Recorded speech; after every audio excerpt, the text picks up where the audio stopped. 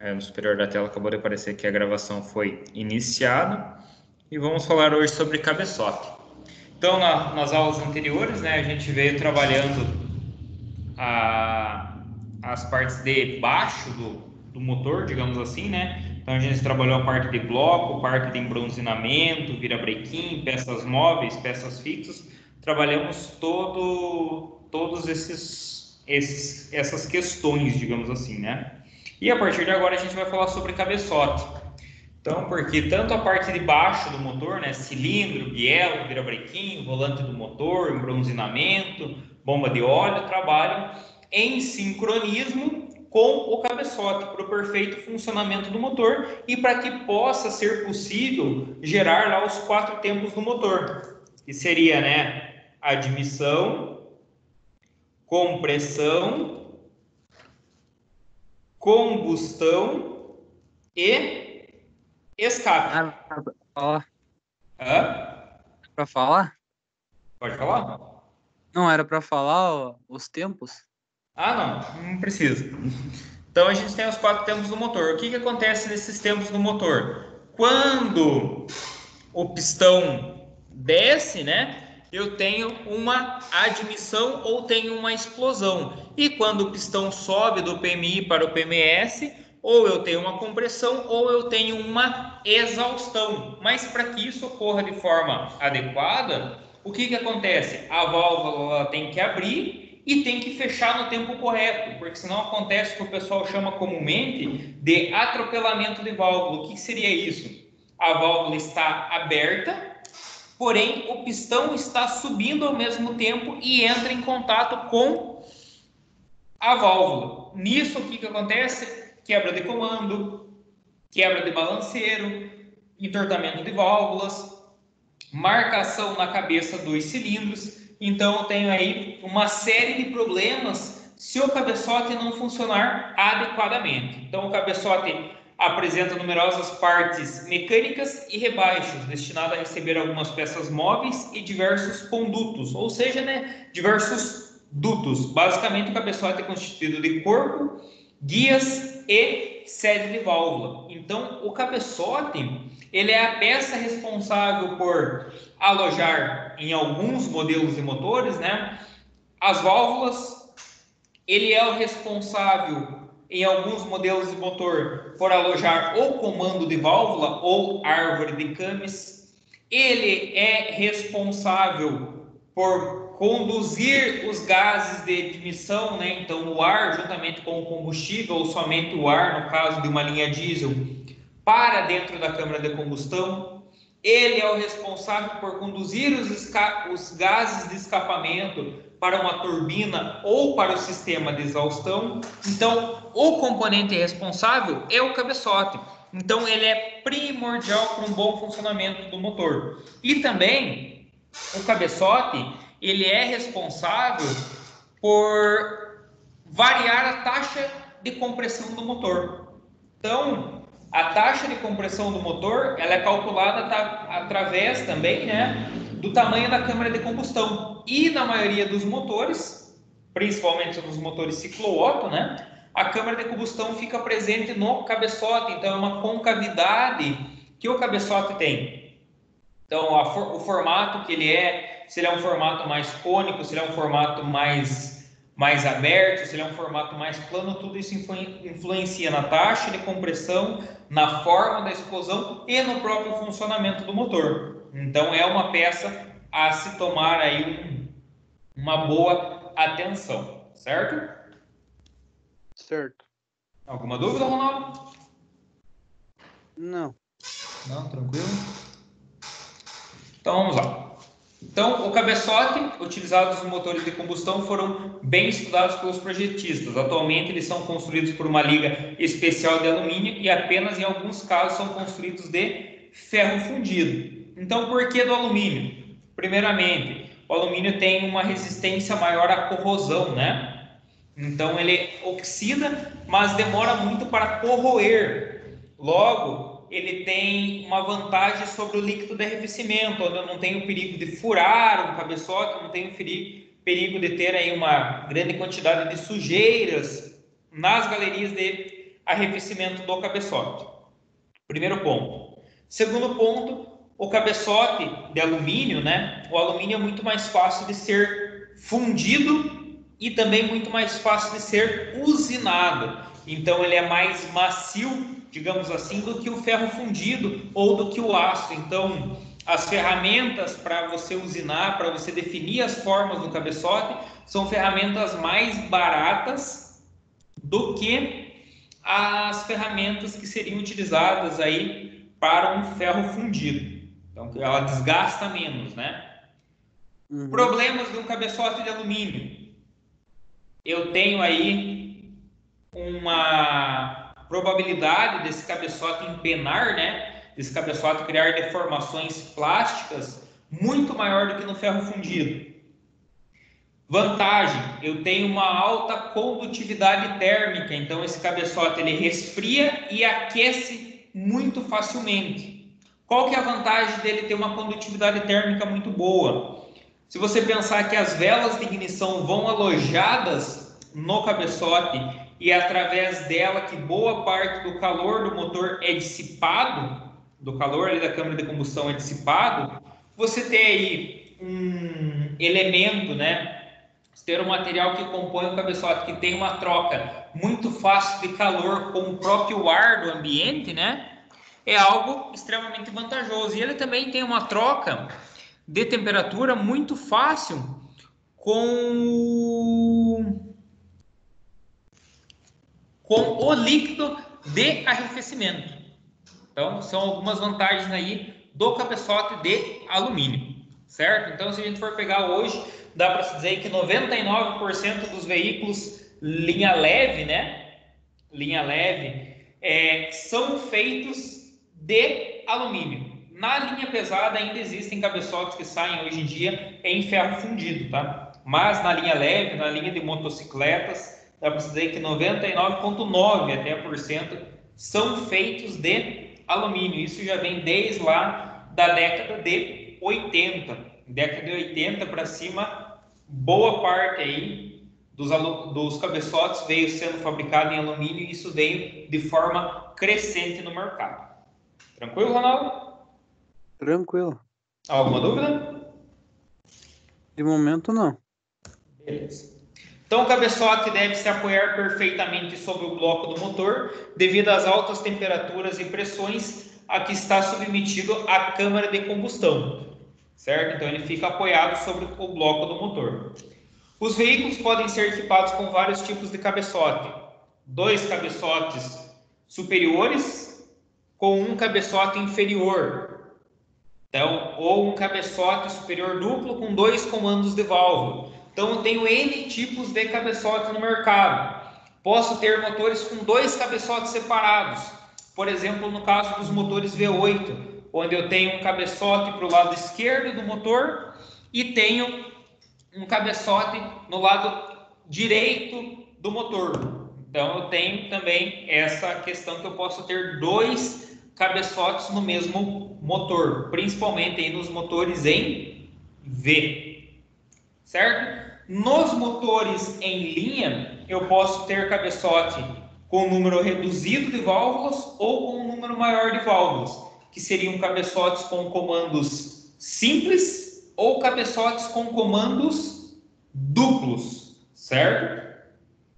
Então, eu tenho esses 2 tipos de cabeçote.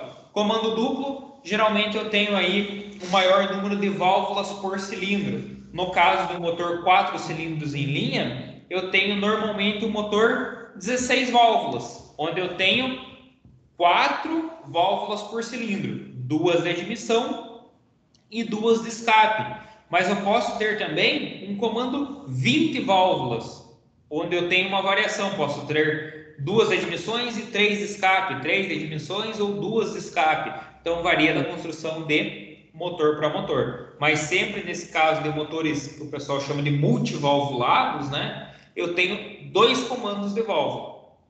No caso dos motores com menor número de válvulas, uma válvula para admissão e uma válvula para escape, geralmente eu trabalho com um comando único para fazer tanto o acionamento da válvula de admissão quanto o acionamento da válvula de escape. Tranquilo? Uhum. Beleza. No caso desses comandos, né, eles podem ser comandos variáveis, como podem ser também comandos fixos. A gente já vai falar isso aí um pouquinho mais para frente. Então, eu tenho aí, ó, à esquerda, um cabeçote superior apoiado em um cabeçote inferior. Então, o pessoal também chama aí de cabeçotes bipartido. É bem comum encontrar esse tipo de cabeçote aí na linha GM. E posso ter um cabeçote único, que ele não é bipartido, ele é montado diretamente sobre o bloco do motor, não tem nenhuma repartição a não ser a própria tampa de válvula do motor. Algo muito importante em relação ao cabeçote, Ronaldo, é em relação ao aperto do cabeçote. Então, como todo e qualquer componente do setor automotivo, né, o cabeçote ele tem que ser apertado de forma adequada e com o torque adequado. Ele não pode ser aí preso ao bloco do motor de qualquer forma. Então, eu tenho uma ordem de aperto e tem um valor de aperto que varia de cabeçote para cabeçote, pois aí vai ser calculado taxa de compressão, se é um cabeçote que utiliza um turbocompressor para sobrealimentar o sistema, se ele utiliza um supercharger, ou se é um motor de aspiração normal. Então, isso daí também é calculado para você saber o torque que você vai aplicar nesse cabeçote. O tipo de junta que será utilizado aquelas juntas mais antigas que o pessoal chamava como junta de cortiça, se vai ser utilizado uma junta de metal, se vai ser uma junta de metal com 4 folhas, com 6 folhas. Então, tudo isso varia em relação ao aperto do cabeçote. Então, existem cabeçotes que eu tenho diferentes fases de aperto. Então, eu tenho lá a primeira fase, onde eu coloco um torque baixo. Segunda fase, eu coloco um torque mais alto. Na terceira fase, eu faço um desaperto no cabeçote. E na quarta fase, eu faço o torque total, faço o aperto total, que vai manter o cabeçote montado na posição, para ter o assentamento correto da junta, para ter o assentamento correto dos prisioneiros do cabeçote, dos parafusos do cabeçote. Então, tudo isso aí vem especificado em cima do manual do fabricante, em cima do manual que a fabricante de motores ou o próprio fabricante de veículos passa para nós como manutentores. Ou em caso aí de manuais paralelos, né, como da Ciclo Engenharia, que eles estudam os veículos para passar uma informação mais adequada, beleza? Então, muita atenção ao apertar os parafusos que ficam o cabeçote no motor. Entre os dois componentes há uma junta que deve ser submetida ao torque correto e a uma sequência de aperto. A junta do cabeçote é atualmente composta por várias folhas de aço, isso nos veículos atuais, beleza? Então, qual que é a função da junta, né? Pode falar, Ronaldo. Não, concordei. Ah, tá. Ela garante a vedação de forma a não vazar pressão na compressão da mistura, óleo lubrificante e líquido do sistema de arrefecimento. Então, é bem comum a gente se encontrar aí o pessoal falando que queimou a junta do cabeçote. O carro ferveu e queimou a junta do cabeçote. O que seria isso?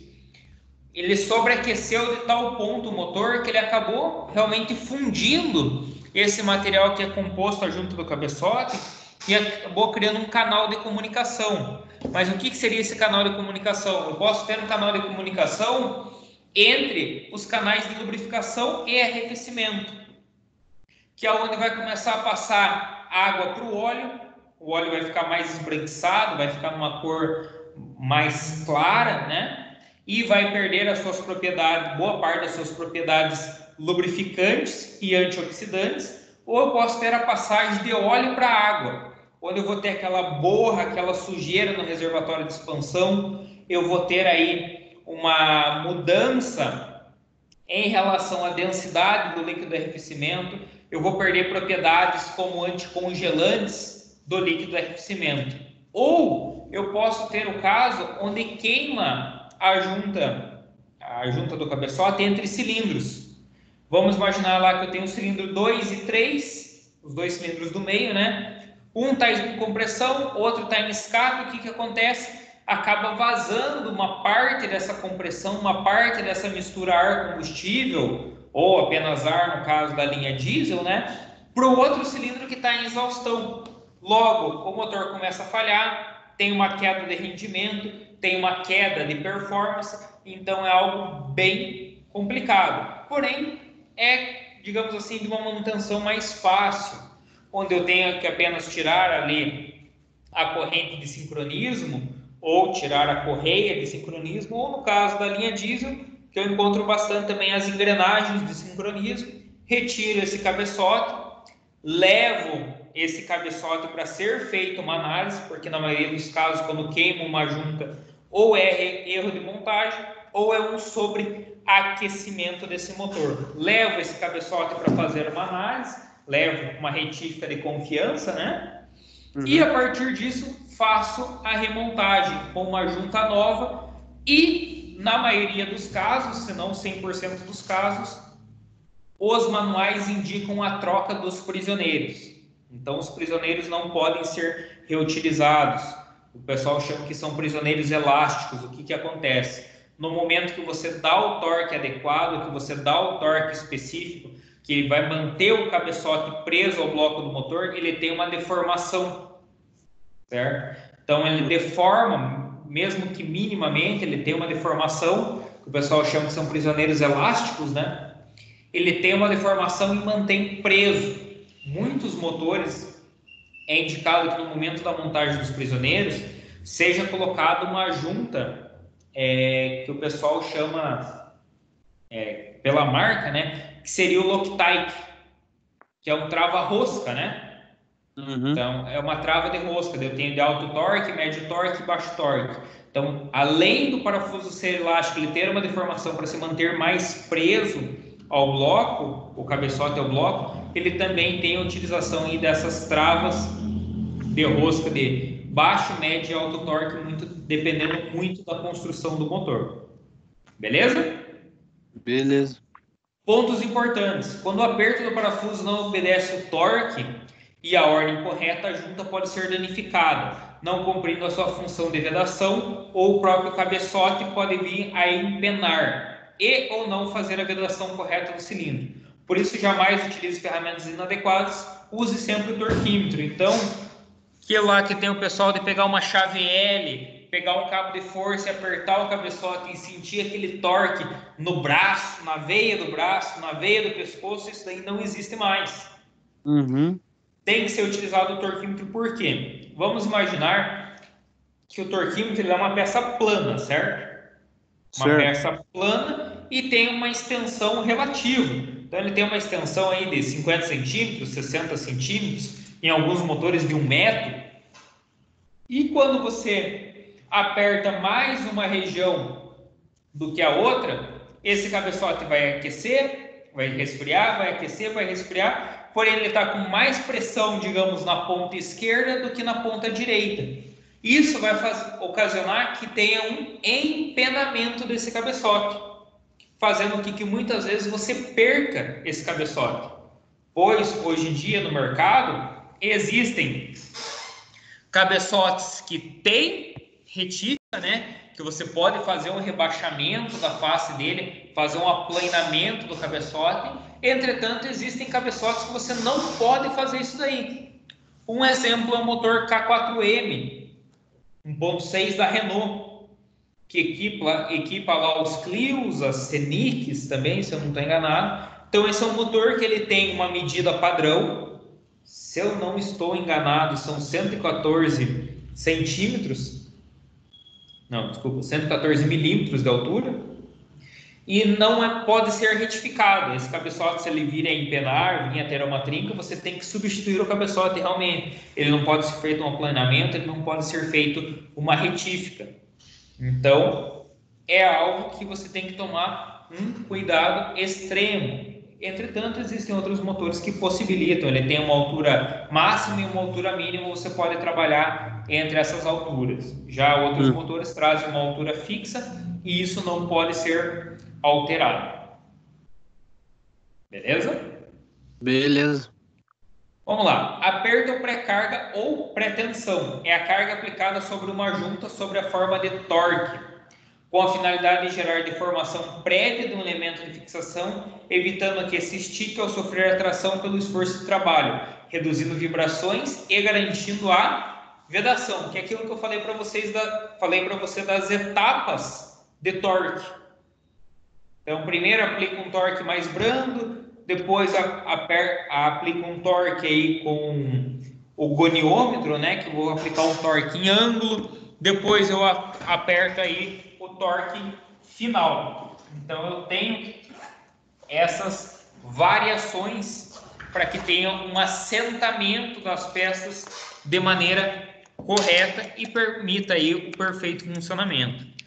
Pois o motor, quando você vai fazer a manutenção, né, vai fazer uma retífica, vai fazer qualquer tipo de manutenção, ele é um elemento que depende de muito cuidado.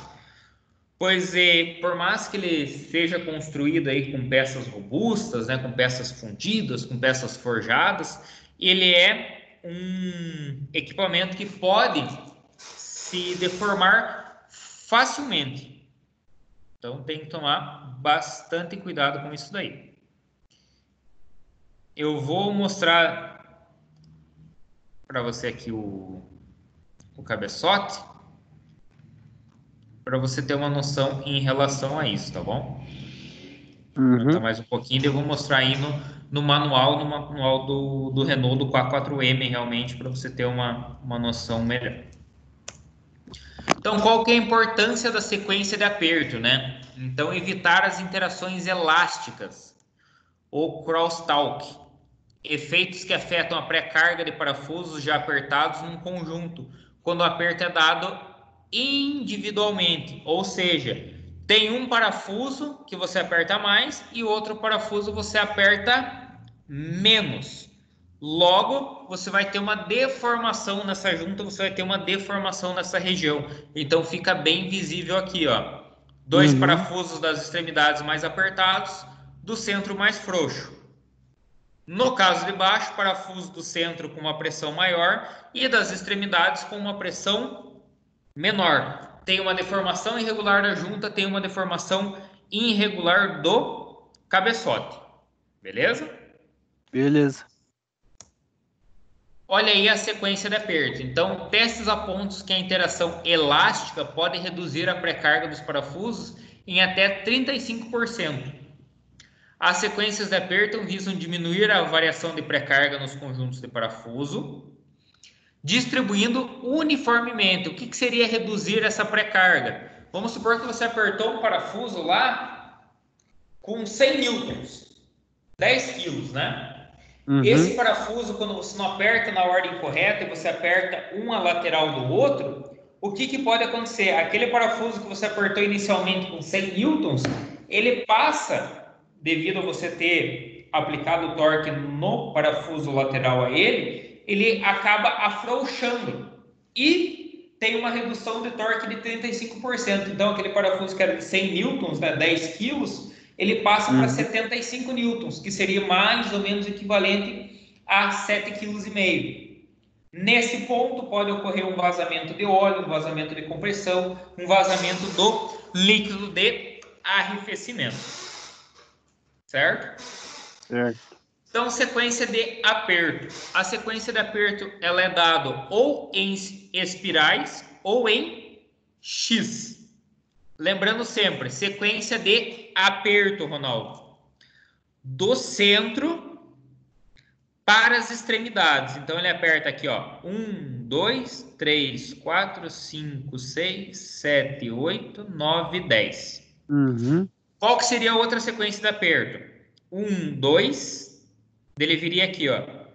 3, 4, 5, 6, 7, 8, 9, 10. Que é o pessoal que chama em aperto em cruz ou aperto em X. Lembrando sempre, quando você compra um jogo de junta, na maioria dos jogos de junta vem na própria caixa dele, né? vem a sequência de aperto e vem o torque especificado pro cabeçote que você comprou aquele jogo de junta. Uhum. Então, você olha ali no jogo de junta, caso não venha, os manuais paralelos, como aqueles que eu comentei com você, ciclo engenharia, apresentam esses valores, apresentam as etapas de aperto, ou o próprio manual do fabricante, que na concessionária a gente tem um maior acesso. O mesmo vale para rodas ou peças circulares que utilizam junta. Por exemplo, uma bomba d'água, uma bomba de óleo. Então, esses componentes também devem ser realizada uma ordem de aperto. Essa ordem de aperto ela é dada semelhante a uma estrela ou de forma alternada. São as duas formas mais comuns que eu tenho no mercado hoje em dia. Então, dei uma olhadinha aqui no padrão circular, onde eu tenho aqui, ó, 1, 2, 3, 4, 5, 6. Basicamente um formato de estrela. Estrela. Que eu tenho um assentamento mais correto. Então, isso vale para toda e qualquer peça plana que tem uma extensão maior e peças que utilizam juntas. Então, você nunca deve soltar totalmente apenas um parafuso ou apertar totalmente um parafuso e depois vir a apertar os outros. Você sempre deve fazer isso de maneira progressiva, para não deformar a peça e para ter o assentamento correto da junta. No momento de uma retirada de cabeçote, como você aperta do centro para as extremidades para fixar esse cabeçote ao bloco, quando você vai soltar esse cabeçote, você faz o movimento contrário. Você solta das extremidades para o centro. Como que seria isso? Você inverte, né? Ó, 1, 2, 3, 4, 5, 6, 7, 8, 9, 10. Então você inverte esse sentido de aperto, para também você retirar o cabeçote, retirar essa peça plana sem ter uma deformação. O mesmo vale para uma tampa de válvula, o mesmo vale para uma tampa de transmissão, para uma tampa de diferencial, para um cárter. Então, é totalmente válida essa ordem de aperto e desaperto, certo? Uhum. No caso que você vai apertar, por exemplo, uma tampa de válvula, a linha Volkswagen, principalmente a linha P, né, que foi uma linha que teve uma longa longevidade aí, ela veio lá do início da década de 80, então em 84 foi lançado o motor AP, né, e veio até aí quase 2010, 2008, por aí 2009, o motor AP, ele tinha um problema crônico de vazamento na tampa de válvula. Por quê? O pessoal, quando fazia a substituição da junta, era uma junta de borracha, eles não faziam o aperto de forma correta, não aplicavam o torque correto com o torquímetro e não faziam o aperto dessa forma em espiral ou em cruz, fazendo com que tivesse uma sobrepressão em uma região e em outra não, ocorrendo o vazamento de óleo lubrificante através dessa junta da tampa, caindo ali sobre o coletor de admissão. Uhum. Agora eu entendi o porquê que o pai fazia assim. Ah, entendeu agora? Eu via ele olhando e falava, faça assim, mas não falava o porquê. Daí toda a vida fazendo desse jeito, apertando roda de carro, coisa era sempre em É, estrela. para você ter o assentamento Uhum. correto. No caso de uma roda 4 furos, né? Você vai apertar em cruz. Você aperta o parafuso superior, o inferior, o esquerdo e o direito, para ter o Uhum. assentamento correto. Encosta todos os parafusos, depois você vem fazendo o aperto final, vem fazendo o torque final.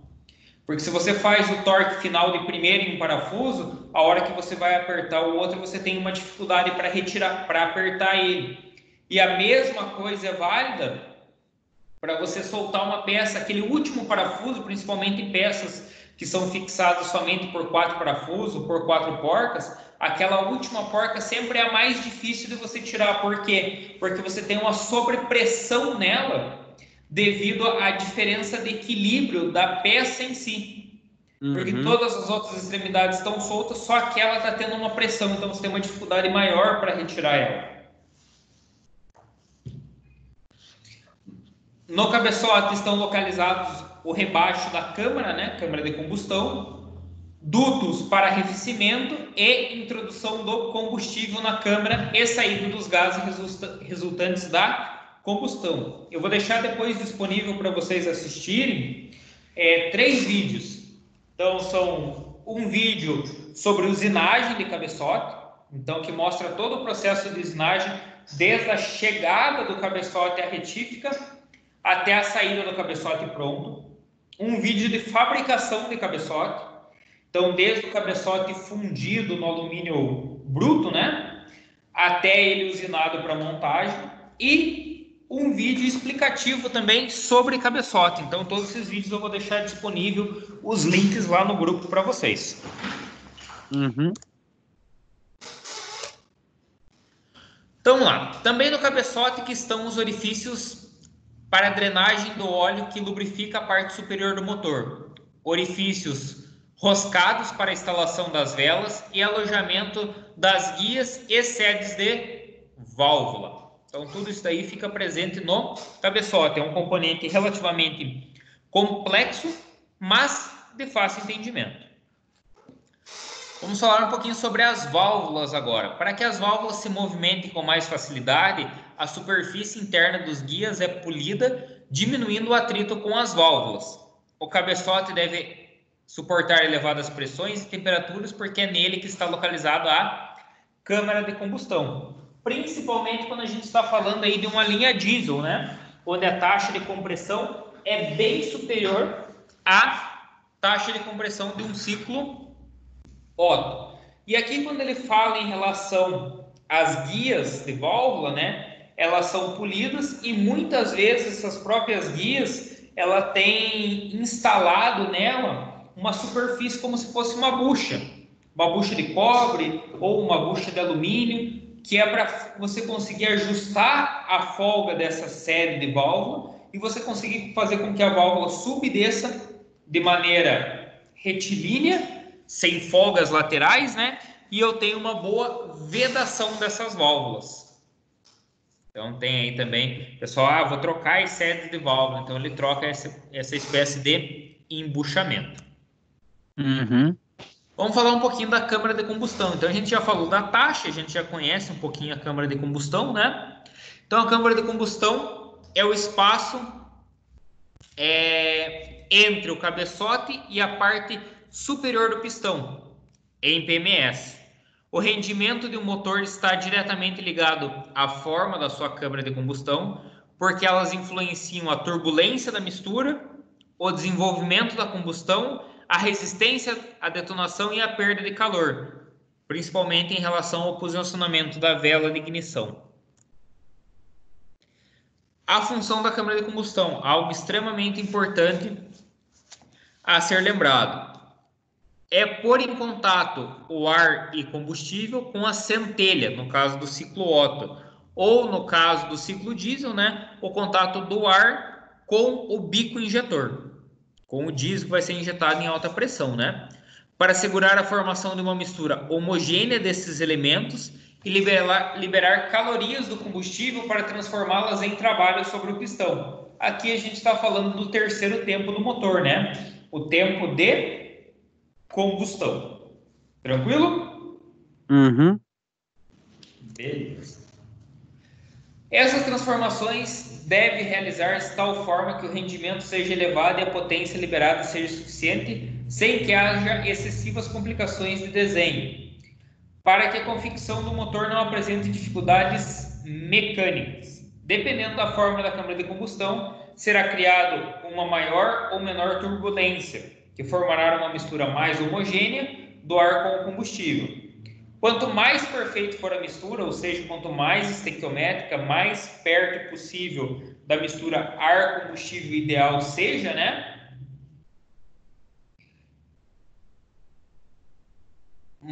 Melhor será o processo de combustão, ou seja, a explosão será melhor, a potência do veículo será melhor, o desenvolvimento será melhor, evitando-se os restos de combustão sem queimar, aproveitando a totalidade das calorias do combustível. Então eu não tenho aquela carbonização na cabeça do cilindro, eu não tenho aquela carbonização na câmara de combustão.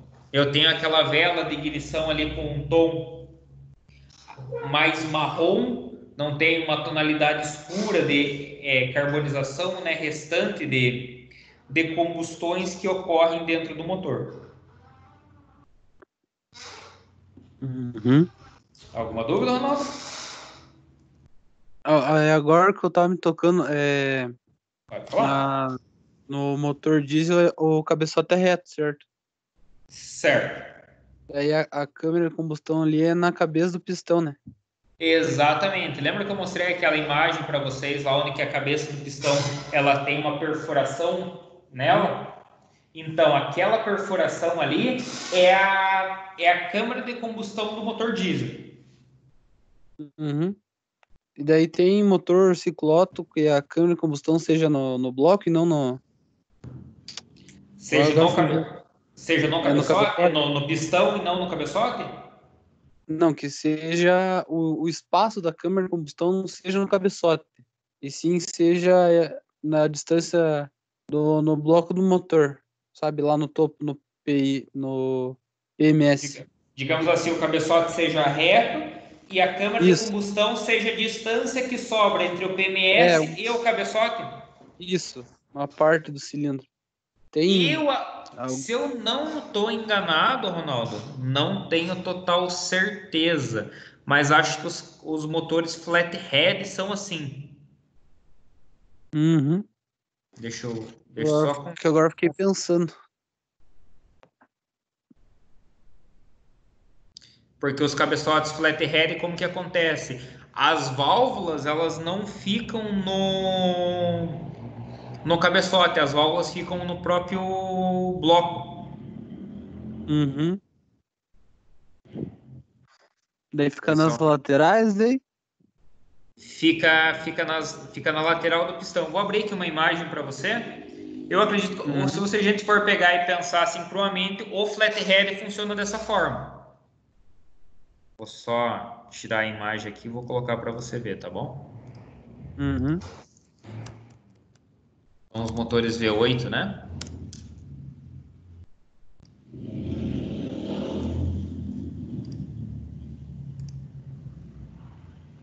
Deixa eu só copiar a imagem, vou abrir um PowerPoint aqui e eu já coloco para a gente dar uma olhada. Fica mais visual. Só um instantinho. Uhum.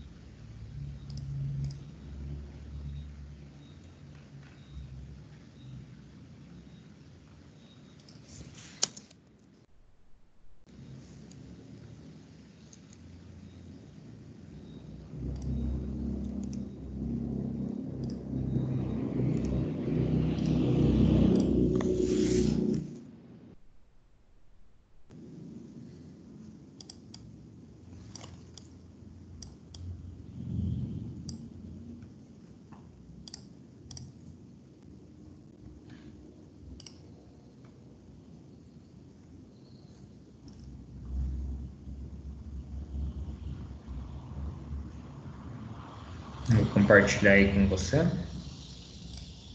Ó, apareceu aí para você? Apareceu. Então, esse daqui seria um bloco de um motor flathead, onde ele é um Uhum. V8, né?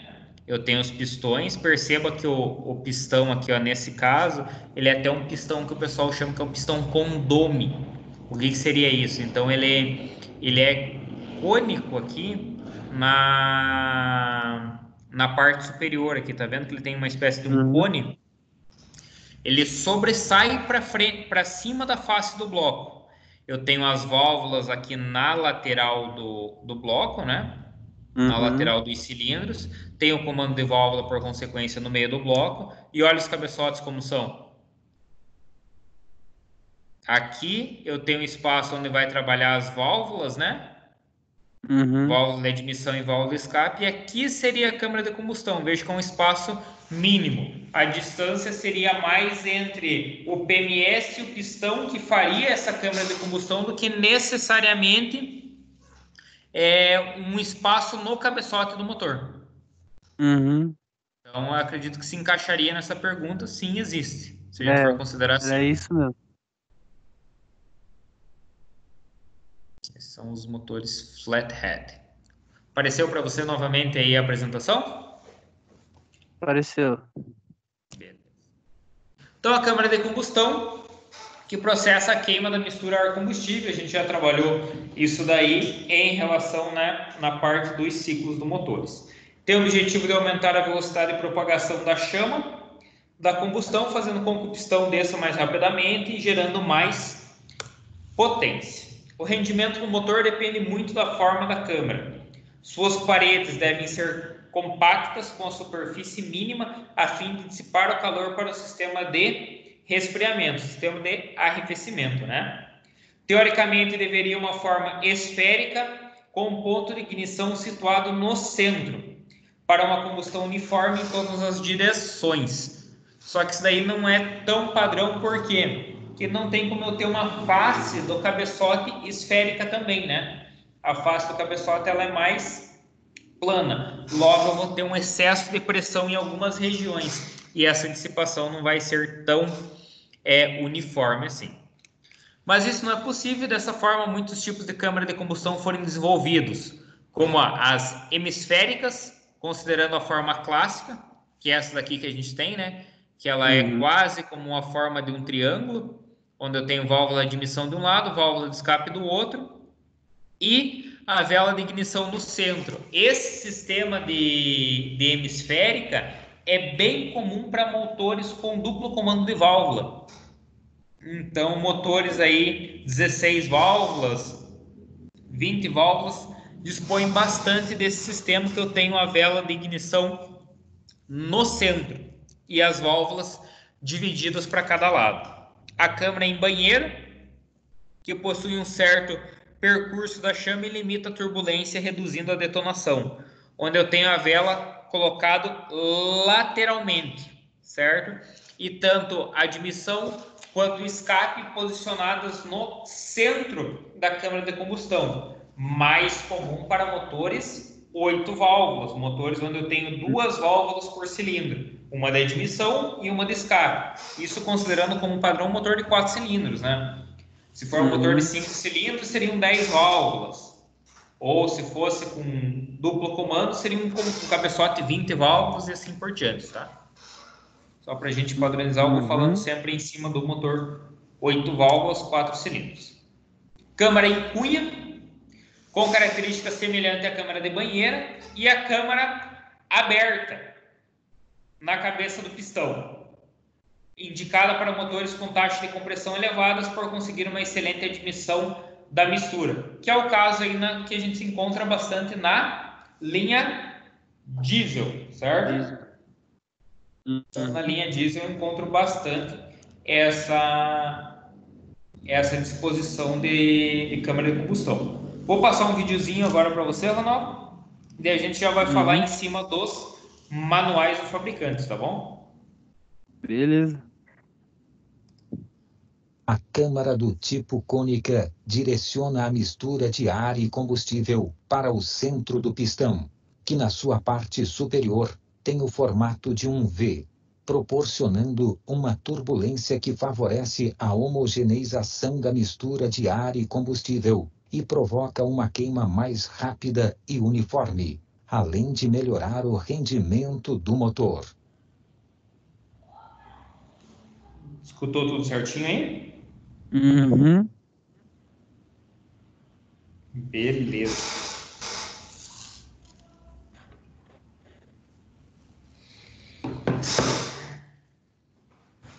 Então vamos falar um pouquinho agora em cima dos manuais.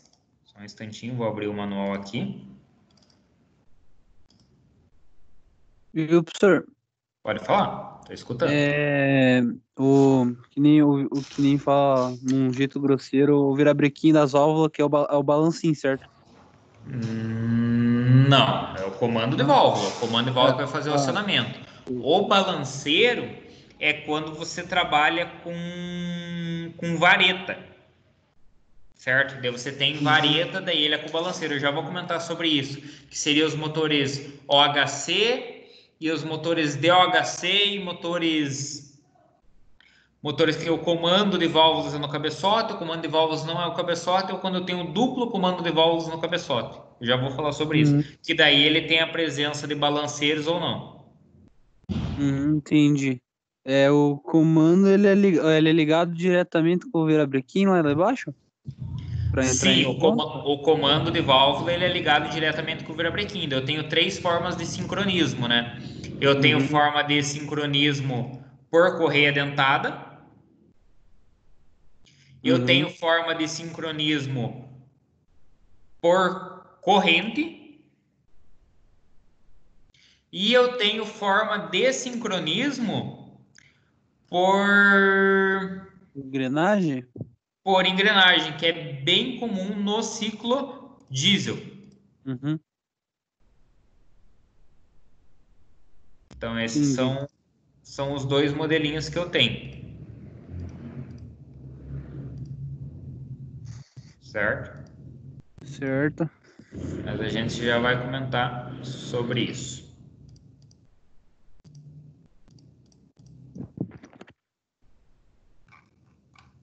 Vou abrir uma apresentação aqui para você.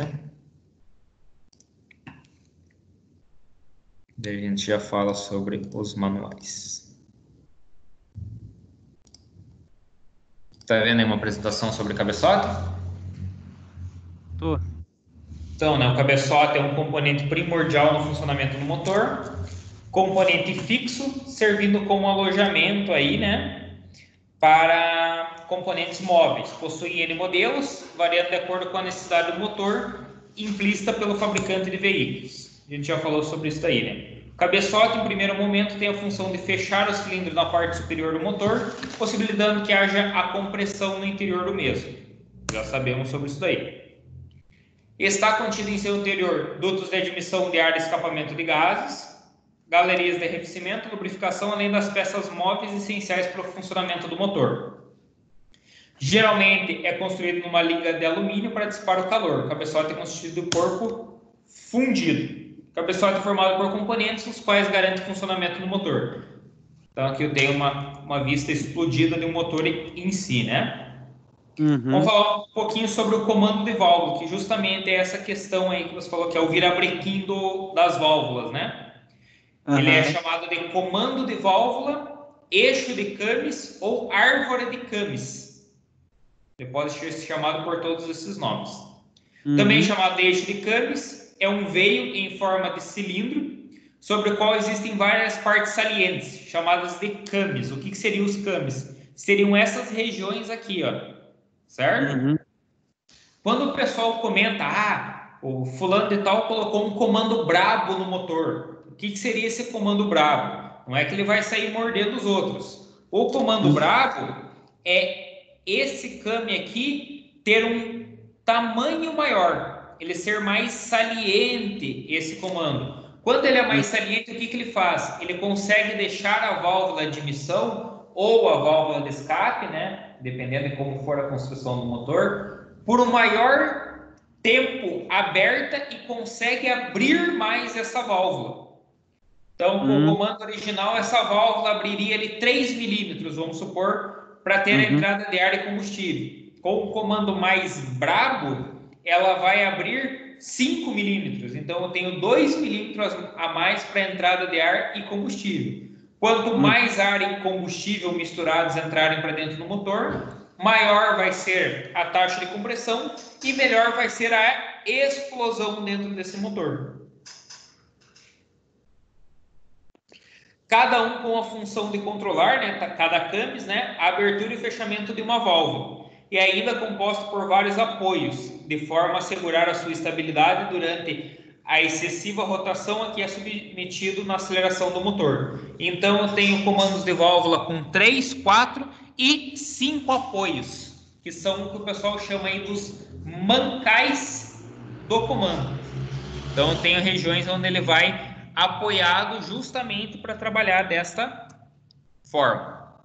Então, como que é o funcionamento? A rotação da árvore de Camis depende do movimento do virabrequim. Então, tem um sincronismo, que é o que é colocar o motor no ponto. Quando você coloca o motor no ponto, o que você faz? Você ajusta o movimento do comando de válvulas com o movimento do virabrequim. A correia de distribuição vai ligar essas duas partes do motor, permitindo a rotação e o sincronismo de ambos. Pode ser a correia, a corrente ou propriamente engrenagens. A quantidade de combustível e oxigênio que circula pelo motor é determinada pela abertura e fecho das válvulas. Estas são forçadas a descer ou a subir através das saliências existidas no veio excêntrico, que seria o comando de válvula, né? Que empurra os balanceiros ou diretamente a válvula, né? Depende da construção do motor, que por sua vez, esses empurram as válvulas, provocando assim a abertura das válvulas de admissão e de escape do motor. As válvulas voltam a fechar-se através das molas de retorno, que fazem voltar à posição inicial. Eu posso ter motor com mola simples ou com mola dupla. Olha aí como que é o funcionamento do eixo de Camis. Tá vendo aí?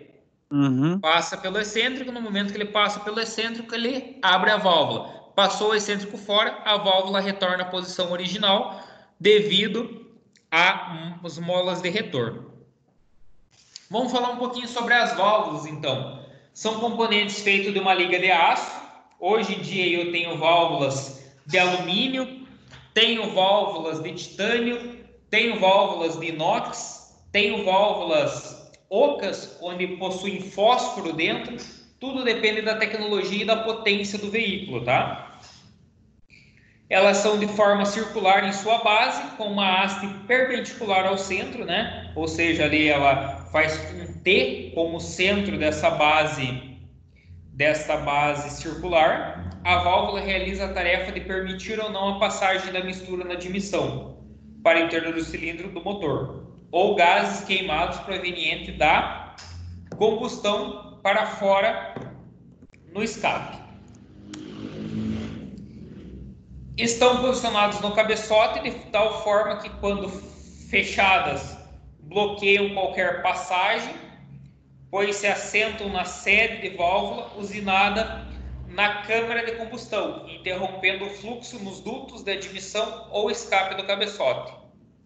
Como que elas vão se assentar? Através dessa região. Tá vendo que eu tenho uma região aqui bem na borda dela que é usinada, que ela faz uma espécie de um chanfro. Conseguiu perceber aqui, Ronaldo?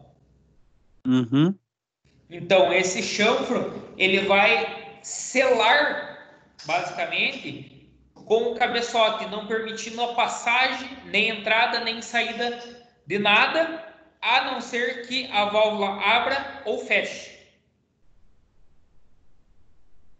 O curso de abertura das válvulas corresponde a alguns milímetros, e já a frequência desse ciclo é muito alta e proporcional à rotação do motor.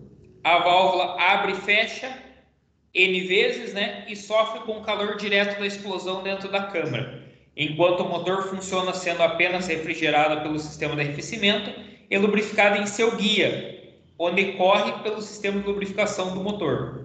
Então, o próprio óleo lubrificante. Vamos falar um pouquinho das sedes de válvula. A sede de válvula do cabeçote é um ponto de extrema importância para o funcionamento do motor. A sede de válvula é parte no cabeçote que serve como a cama da base da válvula, vedando a pressão de compressão ou explosão dentro da câmara de combustão. Então é onde vai encaixar aquele chanfro ali da válvula no cabeçote, fazendo uma vedação aí basicamente de 100%. Com aquecimento, a sede de válvula também pode empenar e sofrer variações no seu dimensional. Com excesso de compressão, devido às altas taxas de compressão, existe a possibilidade de trincas em determinadas regiões, pois as sedes de válvulas são mais frágeis estruturalmente do que outras partes que não são vazadas. Olha aí a sede de válvula. Então, a sede de válvula é por onde vai sair os gases de escapamento e por onde vai entrar aí o ar e o combustível. Então, aqui eu tenho os dutos E essa região aqui da borda é a sede onde vai ser apoiado a válvula, vai ser onde a válvula vai fazer a vedação, certo? E esse aí é um cabeçote de alumínio, tá? Uhum. Vedador de válvula, uma peça muito importante e uma peça bem comum de se desgastar e fazer com que o motor comece a queimar óleo. Então é bem comum eu ter um probleminha no vedador de válvula, principalmente em motores com uma quilometragem maior. O vedador de válvula se encontra no cabeçote do motor com o objetivo de impedir a passagem de óleo para dentro da câmara de combustão. O retentor fica fixo em cima do cabeçote e a haste de válvula passa no seu centro. O retentor é fabricado com um derivado de polímero, então toda e qualquer borracha é um derivado de polímero, né? Geralmente silicone. Seu formato lembra um copinho e ele fica preso sob pressão. Então percebo que ele é acoplado sob pressão no cabeçote. E quando a válvula passa por aqui, ó, ele tem um anel de vedação, uma espécie de uma mola de vedação que vai fazer com que não tenha passagem de óleo para dentro do cilindro. Tranquilo? Uhum. Beleza. Então vamos continuar aqui. Tuchos de válvula. Os tuchos hidráulicos são componentes que funcionam a partir de pressão hidráulica gerada pelo sistema de funcionamento do motor. É bem comum eu ter defeito no tucho de válvula, por exemplo, nos motores EA 111 aí da Volkswagen, que são os motores que equipam aí a linha Trend, né, do G4, e equipam também a linha G5, G6, G7 do Gol, né? Gol e derivados, Gol e Saveiro, né? A função deles é minimizar a folga entre o came, né, do comando de válvula, e a válvula. Os tuchos podem ser do tipo mecânico, funcionando apenas com ação de molas mecânicas, ou tuchos com acionamento hidráulico. No caso dos tuchos hidráulicos, colocados no cabeçote do motor, uma haste interna é acionada, promovendo um pequeno curso, que irá influenciar no balancim em se ajustar perfeitamente com a válvula, reduzindo o mínimo da sua folga. Olha lá. Então aqui eu tenho o tucho hidráulico. No interior dele, ele vai ser pressurizado com óleo, né? E eu posso ter aqui uma haste crescente, que vai ajustar essa folga conforme ocorre o desgaste da válvula e o desgaste do came. Ou essa própria região aqui pode expandir e retrair. Também tenho essas duas opções, beleza? Beleza.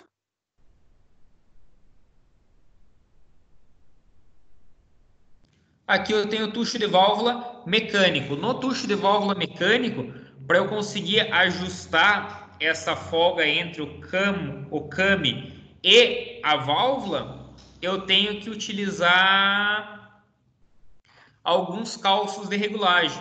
Daí eu meço a folga entre a válvula e o came, né? Ou entre o tucho e o came.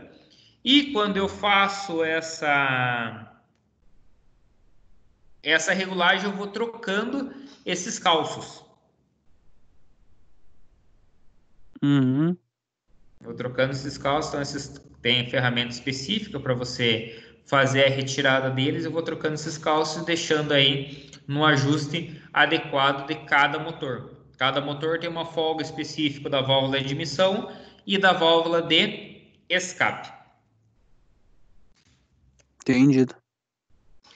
Tucho hidráulico, né? Ele deve receber o óleo lubrificante sob pressão, que além de lubrificar componentes, preenche as suas câmaras internas, promovendo o ajuste automático da folga de funcionamento das válvulas. Quando existe uma formação de borra dentro do motor, geralmente motores com uma quilometragem maior, ou motores onde não é feita a troca no tempo especificado, na quilometragem especificada do óleo lubrificante, as galerias que alimentam os tuchos ficam obstruídas. Isso faz com que a pressão de óleo que chega aos mesmos caia, impedindo o seu correto funcionamento. As válvulas ficam ruidosas e prejudicam a correta lubrificação, que é aquele motor que fica ali durante o funcionamento. Uhum. Então, o problema é justamente aí os tuchos. Bem comum você encontrar isso na linha GM fase 2, principalmente aí motores VHC, motores do Celta, Prisma 1.0, é bem comum você encontrar eles batendo Você já válvula. tá com problema de tucho aqui, professor. É? É que começou a fazer tec. É bem comum desses motores. Eu já não sabia o que era o barulho já, agora eu sei. Golf também aí, Golf 1.6, né? Se eu não estou Uhum. enganado, o motor é A113, se eu não estou enganado. É bem comum também você ter esse tipo de problema. Essa batida de tucho. Olha aí, então, olha como que seria novo e como que seria o estado de um conjunto desgastado. Nossa senhora. É gritante a diferença, né? Uhum. E aí que parece que tentaram dar uma limpada aí no que já foi usado. Exatamente. Vamos falar um pouquinho dos balancins agora. É assim chamado por se parecer com uma gangorra ou balanço. Sua função é de receber na parte superior o contato do came, do comando de válvulas, é a peça responsável pela transmissão do movimento do comando em direção às válvulas de admissão e de escape. De um lado, o balancim tem o contato com o tucho e do outro lado está acoplado às válvulas de admissão e escape. Os balancins é bem costumeiro você ter balancim em motores onde o comando de válvulas não é no cabeçote, e sim no bloco do motor. Uhum. Daí você trabalha com o sistema de vareta, é muito comum aí você ter os balancins. Ao ser acionado pelo ressalto do eixo do comando, abaixa em um dos seus lados, permitindo que as válvulas sejam abertas de modo a deixar entrar a mistura ar e combustível. Esse deslocamento é apoiado por uma mola que força o retorno da válvula à posição original. Aí eu tenho os balancins.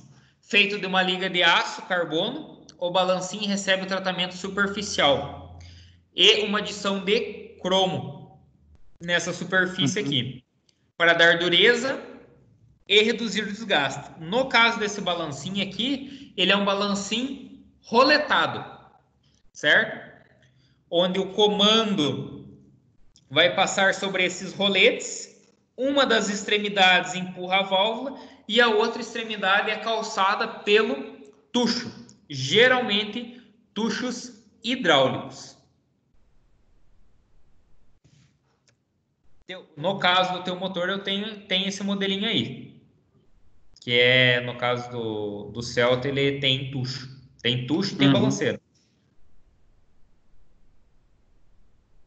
Vamos lá. Os motores são equipados basicamente com 3 tipos de cabeçote, em modo geral, levando em conta o posicionamento do comando. Então, eu tenho o motor OHV, então, que seria motores de caminhão, grande maioria tem essa disposição. Motores mais antigos, como o motor de Opala, motor de Chevette, motor de Fusca, utilizam essa disposição também, que é o que? Árvore de comando no bloco, acionado por vareta. Então, eu tenho o comando, tenho o tucho aqui embaixo, tenho a vareta, que vai presa ao balancim, e o balancim vai em contato com a válvula. Tem o motor SOHC, uma árvore instalada no cabeçote do motor, que é o modelinho mais comum nos 8 válvulas modernos, né? E o DOHC. O que seria o DOHC? Seria 2 árvores no cabeçote, ou duplo comando de válvulas no cabeçote. Uma para admissão e outra para escape. Tem que tomar bastante cuidado, Ronaldo, no momento da manutenção, principalmente em motores que são do modelo DOHC e fazer a marcação correta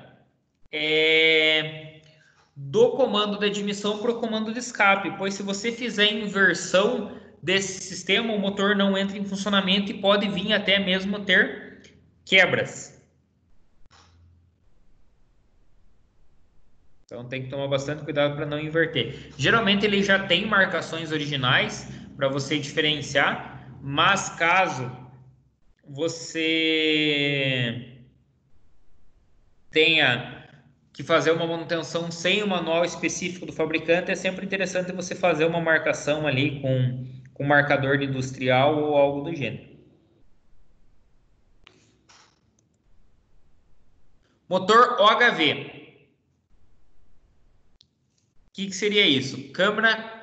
eu tenho aqui também a definição do CHT, que significa High Turbulation Chamber, que seria câmara de alta turbulência. O OHV significa Overhead Válvulas, ou seja, válvulas no cabeçote. São motores mais antigos, porém duráveis e silenciosos. As válvulas no cabeçote são acionadas por balancins, que são acionados por varetas de comando. Geralmente, os motores possuem apenas uma válvula de emissão e uma válvula de exaustão por cilindro. Hoje em dia é mais comum a gente encontrar isso daí nos motores diesel. Então tá aqui o modelinho, né? Ó, novamente, comando de válvula, tucho, vareta e balanceiro. Motor OHC ou COHC são iguais, que seria Overhead Cam Flash ou árvore de comando sobre o cabeçote ou árvore única de comando sobre o cabeçote. Significa que o motor possui uma árvore de comando no cabeçote que é acionado por uma corrente de comando, por uma correia dentada ou por engrenagens.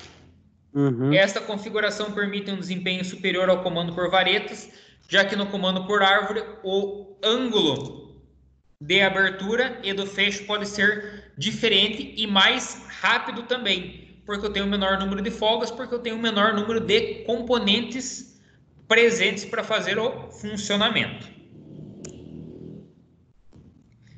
Olha aí o motor OHC e o DOHC, que é o duplo comando de válvulas no cabeçote. É igual ao HC, porém com dois comandos, né? Um para as válvulas de emissão e outro para as válvulas de escape. O teu Cell tem 1.0? Ele tem escrito lá VHC atrás, né? Se eu não me engano, no cabeçote mesmo. Isso. O que seria esse VHC? É Very Head Compression, que é um motor de alta compressão. Então você tem que utilizar a vela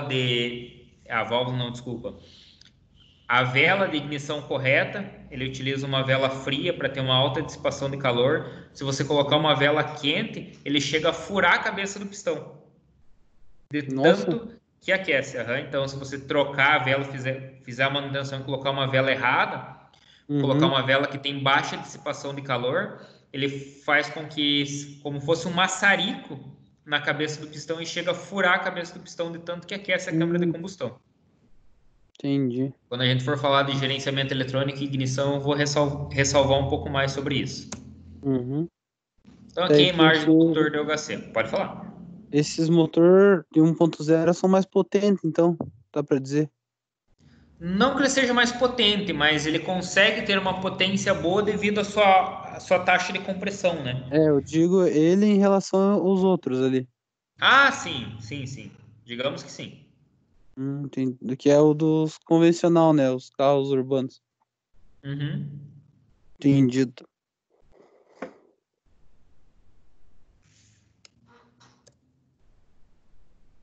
Então, dependendo do propósito, um tipo pode ser melhor do que o outro. Motores DOHC tendem a ter maior rotação, pois permitem uma abertura prematura das válvulas de emissão e um fecho adiado das válvulas de exaustão, ou seja, maior capacidade de admitir combustível e maior vazão dos gases. São motores com maior desempenho, porém com maior consumo.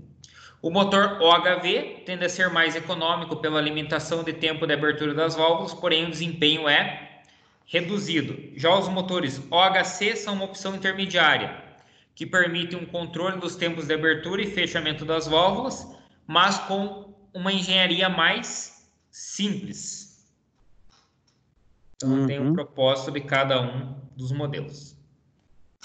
Também tem o coletor de admissão, que eu vou falar rapidamente, que eu vou falar mais dele no sistema de admissão de ar, né? Posso ter o coletor de admissão ali de ferro fundido, de alumínio fundido, ou coletor de admissão plástico. Qual que é a vantagem do plástico?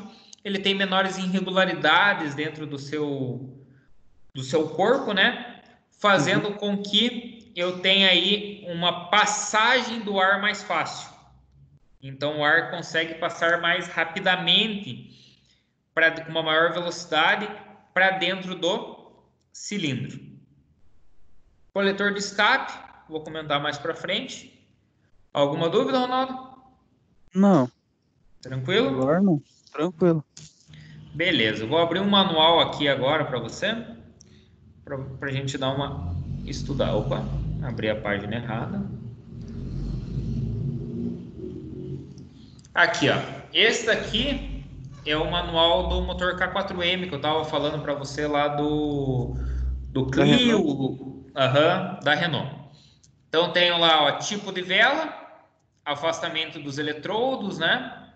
Cabeçote, então o cabeçote ele tem uma altura, ó. A altura do cabeçote é de 137 milímetros. Eu tinha falado 114, né? São 137 milímetros. Olha lá. Deformação do plano da junta do cabeçote, então ele pode ter uma deformação máxima de 0,05 milímetros, certo?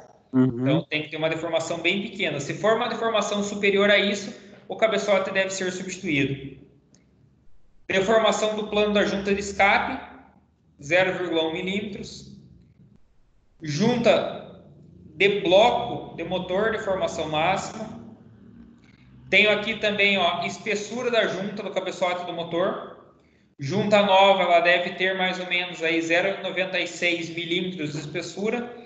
E a junta esmagada, 0,95, tendo uma variação de 0,05 milímetros para mais ou para menos. Então, eu trabalho aí na escala de décimos, de centésimos de milímetro para conseguir padronizar a formatação. Então, tem aqui, ó, tucho hidráulico, balanceiro, tenho todos os diâmetros, ó, diâmetro de válvula, comprimento de válvula, ângulo de sede, altura de válvula. Tenho toda a distribuição do motor aqui, ó, guia de válvula, como ele deve ser inserido, o ângulo de trabalho dele, comprimento do guia, diâmetro externo, diâmetro interno, sistemas maquinados, não maquinados, a inclinação de admissão, a inclinação de escape, então que varia. Então, todos esses parâmetros vêm expressos no manual do fabricante. Então, esse é um manual original, Renault. Teve um probleminha aqui, só um instantinho. Deixa eu abrir de novo aqui o material.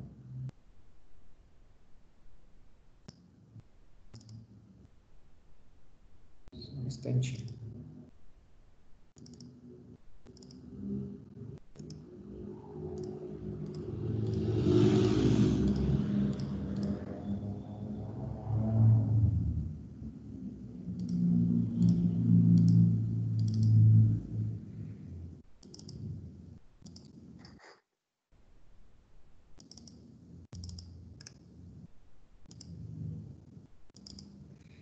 Aí. Deixa eu vir aqui então, parte superior.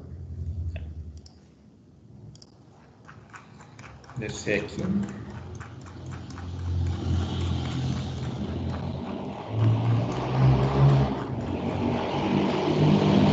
Então ele traz aqui, ó, marcações do comando de válvula, né, da árvore de Cames.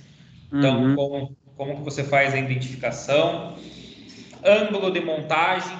Então como que você faz a identificação se ele é de admissão, se ele é de escape. como que eu faço a montagem dele para fazer o sincronismo correto. Então, todos esses dados aqui vêm descritos no manual do fabricante. Então, é muito, muito interessante. Medidas, quanto que deve ter a altura dos cames, motores novos, motores usados, qual que é o limite que eu posso trabalhar, qual que é o avanço que eu posso fazer em abertura de admissão, fecho de escape. Então, tudo isso daqui vem especificado com pressão de mola. Eu não vou me estender muito porque a gente vai ver isso na prática, né? Então, a gente vai provavelmente trabalhar com esse motor também. Beleza? Amém. E a gente tem esse motor na unidade, tá?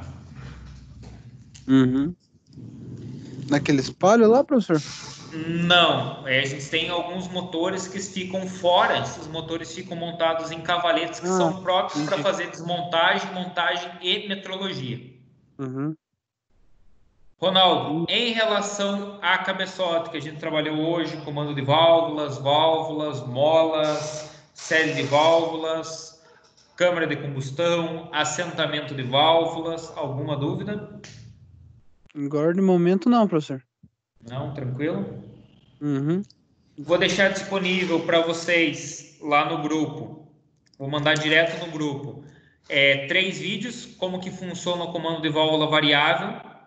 O vídeo da retífica completa. Então, vou mandar esses 2 vídeos. E vou mandar 2 links para vocês também. Tá? Que é como que é feita a plana de um cabeçote. E daí, um videozinho também descrevendo como que funciona o cabeçote para quem queira acompanhar aí por uma outra, digamos, por um outro ponto de vista. E também vou deixar disponível aquela apostila que a gente vem trabalhando, essa apostila aqui que a gente vem trabalhando, da parte de cabeçote também, para fazer uma leitura complementar agora ao final da nossa vídeo, tá? Então, a parte de montagem, disposição das válvulas bilaterais, então, que é no caso lá do motor flathead, então vantagem, desvantagem, então eu vou deixar tudo isso daqui disponível para vocês fazerem a leitura também, a indicação. Eu acho bem interessante fazer a indicação, fazer a leitura, né? E qualquer dúvida que surja, estou aqui disponível para retirar essas dúvidas, tá bom? Tá bom, professor. Beleza. Beleza, então já falo com você. Tem mais alguma dúvida ou não? Não, professor. Não? Então já falo com você lá no WhatsApp, beleza? Beleza? Boa noite, professor. Um abraço. Boa noite, igualmente. Vou encerrar por aqui. Beleza.